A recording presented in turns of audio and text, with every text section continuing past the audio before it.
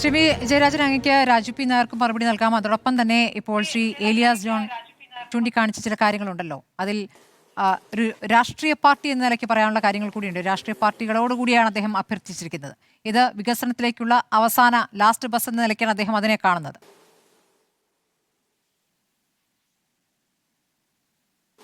എൻ്റെ മാന്യ സുഹൃത്ത് പറഞ്ഞതുപോലെ കേരളത്തിൽ വികസന വിരുദ്ധ നിലപാട് ഒരിക്കലും LDF സ്വീകരിച്ചിട്ടില്ല, സ്വീകരിക്കുകയുമില്ല. അങ്ങനെയായിരുന്നുവെങ്കിൽ UDF സർക്കാർ കേരളത്തിൻ്റെ താല്പര്യത്തെ ഹനിക്കും വിധത്തിൽ അദാനിയുമായി കരാറുണ്ടാക്കിയപ്പോൾ അതിനെ എതിർക്കുമായിരുന്നു. അതിനെ എതിർത്തുകൊണ്ട് തുറമുഖത്തിൻ്റെ നിർമ്മാണ പ്രവർത്തനങ്ങളെ തടസ്സപ്പെടുത്തുമായിരുന്നു. അങ്ങേക്ക് ഓർമ്മയുണ്ടാവും, അദാനി പോർട്ട് കരാറിലെ വ്യവസ്ഥകളോട് വിയോജിപ്പുണ്ടായിട്ടും മനുഷ്യച്ചങ്ങലയിൽ ഉയർത്തിയ മുദ്രാവാക്യം തുറമുഖത്തിൻ്റെ നിർമ്മാണം നടത്തണം, എന്നാൽ ഇതിലെ വ്യവസ്ഥകൾ 2035 മാത്രം സംസ്ഥാനത്തിന് വരുമാനമുണ്ടാക്കുന്ന വിധത്തിലുള്ള കരാർ, അത് അങ്ങേയറ്റ തെറ്റാണ്. ഇതാണ് വികസനത്തോടുള്ള ഞങ്ങളുടെ സമീപനം. തുരങ്കപാത പോലും കേരളത്തിൽ പണിയാൻ വേണ്ടി നടപടി സ്വീകരിച്ച LDF വികസന വിരുദ്ധ സമീപനം സ്വീകരിക്കില്ല. അതിവേഗ റെയിലിനു വേണ്ടി വളരെയേറെ പണിപ്പെട്ട് കാര്യങ്ങൾ നീക്കിയ LDF ഒരിക്കലും എതിരാവില്ല. ഇനി MSCയോ അദാനിയോ എന്നതല്ല നമ്മുടെ പ്രശ്നം. നമ്മുടെ പ്രശ്നം എന്താ? സംസ്ഥാനത്തിൻ്റെ ഉത്തമ താല്പര്യം സംരക്ഷിക്കണം. ഈ കരാറിലെ വ്യവസ്ഥയാണ് 531. അത് മുൻകൂർ അനുമതി വാങ്ങണമെന്നാണ്. അത് വാങ്ങിയില്ല, അത് തെറ്റാണ്. അങ്ങ് പറഞ്ഞതുപോലെ 13% എൻ്റെ കയ്യിലുള്ളത് അദാനിയുടെ സെബിക്ക് അയച്ച കത്തിൻ്റെ കോപ്പിയാണ്. അതിൽ പറയുന്നു 49% ഓഫ് ഷെയർ ഇൻ വിഴിഞ്ഞം പോർട്ട് എന്ന് പറഞ്ഞിട്ടാണ് കൊടുക്കുന്നത്.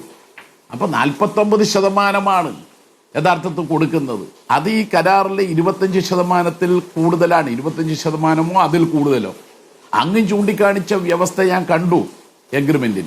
പക്ഷേ 5.3.2 പറയുന്ന കാര്യം, notwithstanding anything to the contrary contained in this agreement, എന്തെങ്കിലും ഈ എഗ്രിമെന്റിലെ വിവിധ വ്യവസ്ഥകളിൽ ഈ 5.3 വിരുദ്ധമായത് വന്നിട്ടുണ്ടെങ്കിൽ, എന്നിട്ട് പറയുകയാണ് 5.3 ആയിരിക്കും അത് പ്രിവെയിൽ ചെയ്യുക. ഇത് മാത്രമേ ഞാൻ പറഞ്ഞിട്ടുള്ളൂ. അപ്പോൾ പ്രയർ സാങ്ഷൻ വാങ്ങണം. ഒരു ഉടമയോട് വേറെയൊന്നും വേണ്ട, നാട്ടുമ്പുറത്ത് ഒരു കാര്യം പറയാം. ഒരു ഉടമയോട്, എൻ്റെ വീടാണ് ഞാനിപ്പോൾ ഇവിടെ സംസാരിക്കുന്ന സ്ഥലം, എൻ്റെ ഉടമസ്ഥതയുടെ വീട്ടിൽ ഞാൻ ഒരാൾക്ക് വാടക കൊടുത്തത്, ഇതിൻ്റെ മുകളിൽ താമസിക്കുമ്പോൾ അയാൾ വാടക തരാതെ വേറൊരാൾക്ക് വിറ്റാൽ എങ്ങനെയിരിക്കും? അതേ ചൂണ്ടിക്കാണിച്ചിട്ടുള്ളൂ. ഇവിടെ ആ ഓഹരി MSCക്ക് കൊടുക്കുന്നതിന് മുമ്പ് സംസ്ഥാന സർക്കാരിൻ്റെ അനുമതി വാങ്ങണമായിരുന്നു. വാങ്ങിയില്ല. അത് നിയമവിരുദ്ധമാണ്. അതിന്മേൽ നടപടി സ്വീകരിക്കണം. പിന്നെ നേരത്തെ രാജു പി നായർ പറഞ്ഞത് പ്രകാരം LDFന്റെ കാലത്ത് തുടങ്ങിയതാണ്. ശ്രീ ജയരാജൻ, ഈ 49% 13.75% എന്നാണ് ശ്രീ ഏലിയാസ് ജോൺ പറയുന്നത്. അതായത് പോർട്ടിന്റെ അല്ല, നടത്തിപ്പ് കമ്പനിയുടെ ഓഹരിയാണ്. അപ്പോൾ ഈ 49 എന്നല്ല വരിക, 13.79 മാത്രമേ വരുന്നുള്ളൂ. ഞാനിവിടെ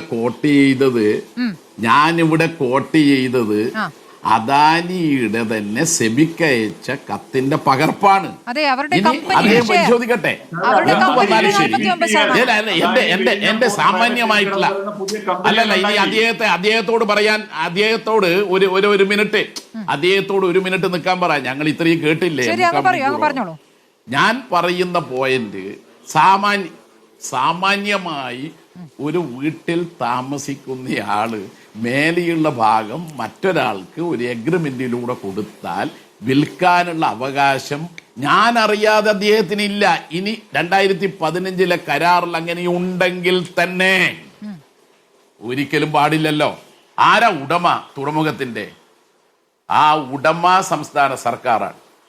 സംസ്ഥാന സർക്കാർ നിർമ്മാണ പ്രവർത്തനങ്ങൾക്കും നടത്തിപ്പുമായി അന്നത്തെ UDF സർക്കാർ അതിലെ കരാറിലെ വ്യവസ്ഥകളിൽ പലതിനോട് വിയോജിപ്പുണ്ടെങ്കിലും അദാനിയെ ഏൽപ്പിച്ചു.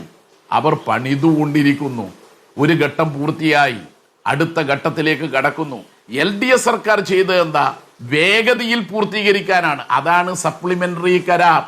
സപ്ലിമെന്ററി കരാർ കൊണ്ടുവന്നപ്പോൾ പ്രിൻസിപ്പൽ എഗ്രിമെന്റിൽ ഒരു വ്യവസ്ഥയും ആൾട്ടർ ചെയ്തില്ല. അങ്ങനെയായിരുന്നെങ്കിൽ 5.3.1 5.3.2 ഒക്കെ നമുക്ക് മാറ്റാമായിരുന്നു. ഒന്നും ചെയ്തിട്ടില്ല. അപ്പോൾ ആ വ്യവസ്ഥകൾ അതുപോലെ നിലനിർത്തിക്കൊണ്ട് LDF സർക്കാർ ചെയ്തത് കഴിയുന്നതും വേഗത്തിൽ തുറമുഖം പ്രവർത്തനക്ഷമമാക്കണം. അത് ചെയ്തിട്ടുണ്ട്. ഇനിയും അത് മാറ്റേണ്ടതുണ്ട്. ഇനിയും ബർത്തുകൾ കൂട്ടണം. ഇനിയും മദർഷിപ്പുകൾ കൂടുതൽ ഇവിടെ ആരംഭിക്കാൻ കഴിയേണ്ടതുണ്ട്. അത് തുടരണം. അതിനൊന്നും ഞങ്ങൾ തടസ്സം നിൽക്കില്ല.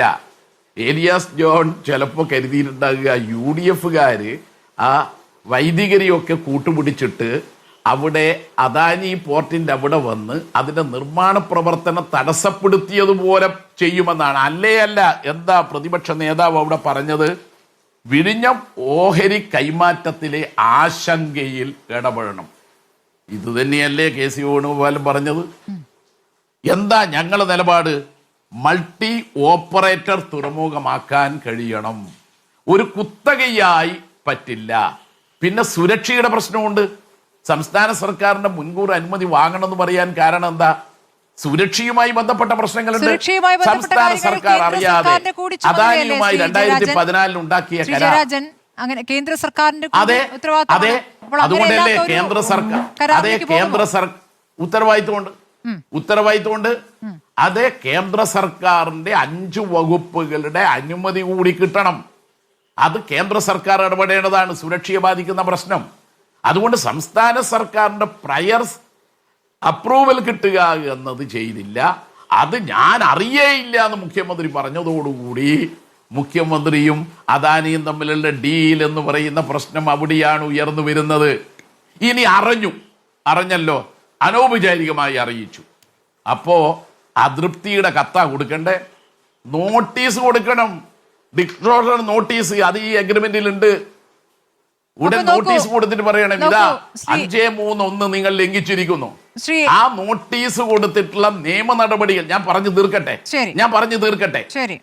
ആ നോട്ടീസ് കൊടുത്തുകൊണ്ടുള്ള നിയമ നടപടികൾ സ്വീകരിക്കുന്നതിന് പകരം യഥാർത്ഥത്തിൽ അദാനിയുമായി ഉണ്ടാക്കിയ ഡീലിന്റെ ഭാഗമായുള്ള പ്രശ്നമായിട്ടാണ് ഇത് ഉയർന്നു വരുന്നത്. അല്ലെങ്കിൽ അതൃപ്തിയുടെ കത്തല്ല, നോട്ടീസ് ലീഗലായാണ് കൊടുക്കുക. ഇനി എംപവർ കമ്മിറ്റി ആരല്ല? എംപവർ കമ്മിറ്റി ഒന്ന് ചീഫ് സെക്രട്ടറി ഇരിക്കട്ടെ, 2 തുറമുഖ സെക്രട്ടറി. ആരാ വകുപ്പ് കൈകാര്യം ചെയ്യുന്നത്? മുഖ്യമന്ത്രി.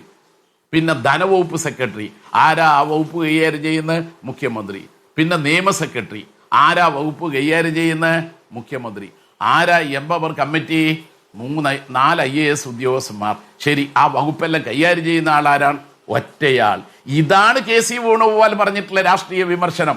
എല്ലാം ഒറ്റയ്ക്ക് തീരുമാനിക്കുന്നതിന്റെ ദുരന്തമാണ് ഇവിടെ ഉണ്ടായത്.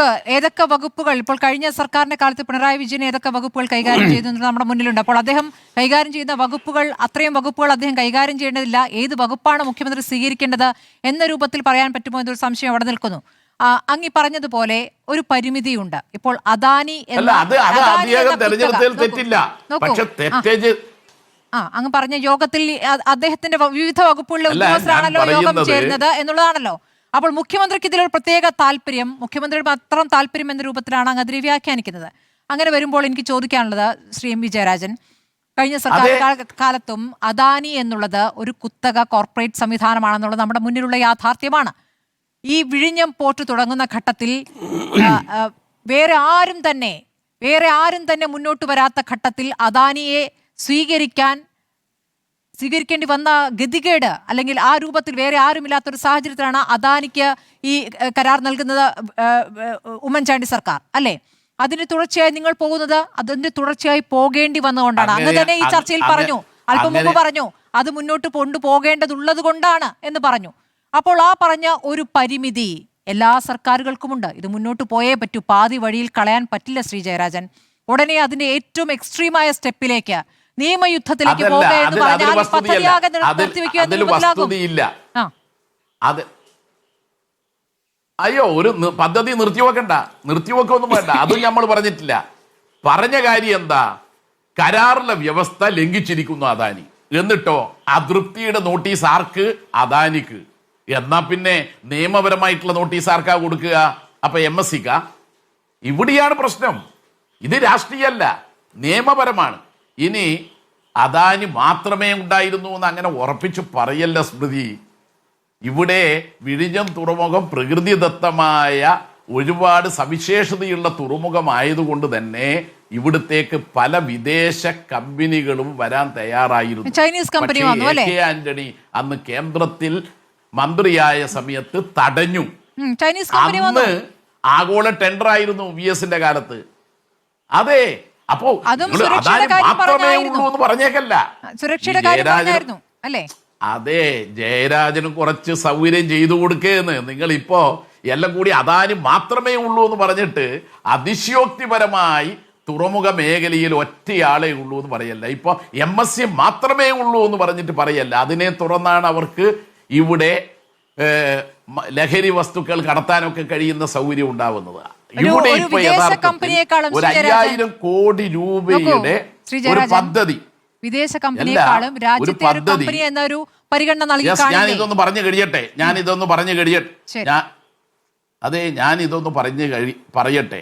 യഥാർത്ഥത്തിൽ ഇപ്പോൾ അവിടെ ഒരു 5 പദ്ധതികൾ കൊടുത്തത് നിങ്ങൾ ഇപ്പൊ പറഞ്ഞതുപോലെയുള്ള നാട്ടിലെ കമ്പനികൾക്കാണ്.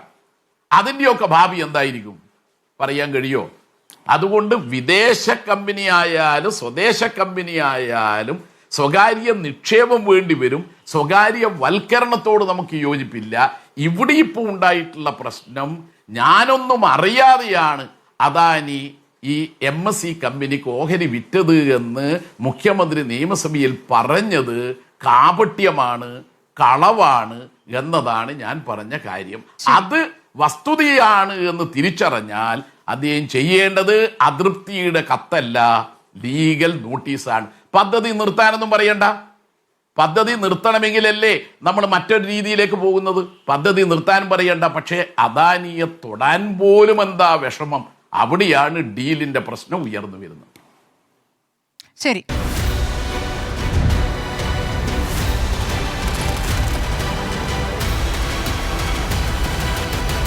ഡിബേറ്റ് വിത്ത് സ്മൃതി പരുത്തിക്കാട്.